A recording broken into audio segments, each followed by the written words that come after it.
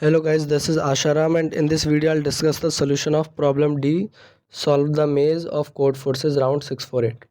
So in this problem you are given a maze and there are some good and bad person in this maze on some cells, and there are some cells are blocked and some cells are empty. So you can move to a cell only if it is adjacent to the given current cell and does not contain a wall. So you want to block some of the empty cells so that good person can cross the bridge, that is can get out of the maze, and bad person are not able to get out of the maze. Okay, so now you have to check whether you can replace some empty cells with the walls to satisfy this condition. So let's try to solve this problem. So first of all, let's see when it is impossible to do so. That is impossible to construct the that is impossible to replace the empty cells with walls.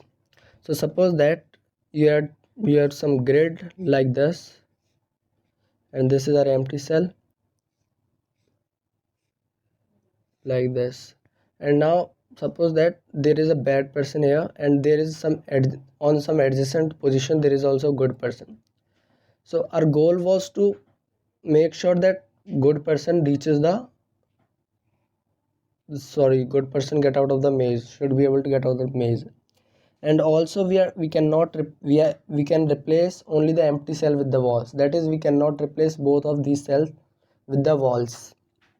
And also you know that it is given in the problem that uh, a person can cross the cell even if there is another person in it.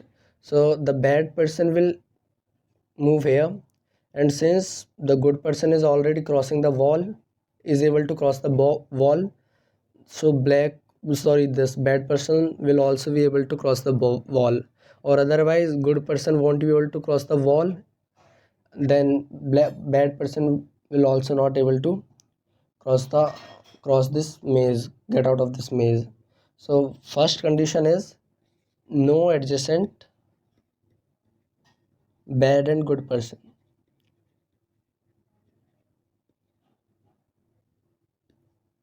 Now let's try to, now our goal is to not allow bad person to get out of the maze. So let's try to block them. So suppose that there is a cell which have a bad person and there are adjacent cells. Okay, now what you can do is you can simply construct walls on all these walls. So if some of the cells already had walls, then you don't need to construct wall on that cell. So on all the empty cell you construct the wall. So now you will say that it might be possible that constructing the wall here will block the person will block the path of some good person. So obviously you can confirm that it is blocking the path of this bad person, but you're claiming that it might happen that a good person was crossing from some of the cell and we have blocked it.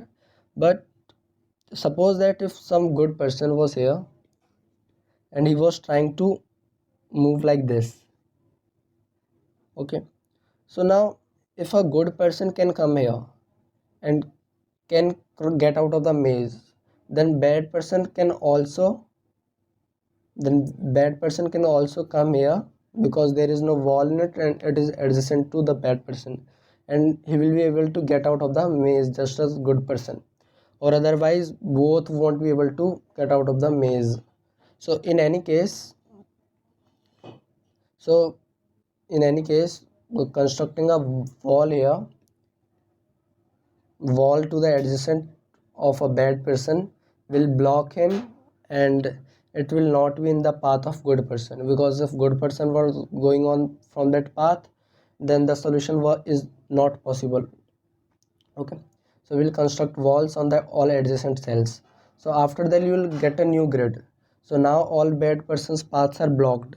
So only thing you have to check is whether all good persons are able to get out of the maze or not.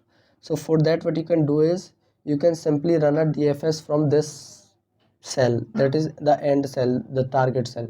So when you run a DFS from the target cell, you will not visit the cell which have walls on it, which contains wall. Okay, so now you just have to check whether using DFS you are able to cover all the good person cell or not. If you are able to cover a good person cell, then the good person can retrace the path traced by DFS and reach the end cell, that is get out of the maze. So now, I'll summarize our steps. So first step is to check whether there are adjacent bad person and good person or not. So check adjacent good and bad person. Okay, and second step is to block all the bad person. Let me the page. Block all bad person by constructing walls on adjacent cell.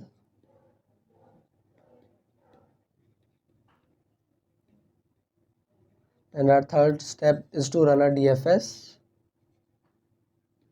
or BFS, it's your choice, and check whether all the good person cells are visited or not. And if they are not visited, then you can print no. So now let's see the code for this problem.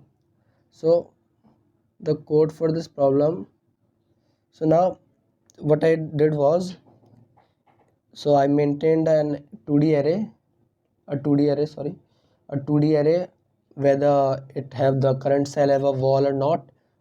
So if there is a wall already that is all in the beginning scenario, then wall ij is 1.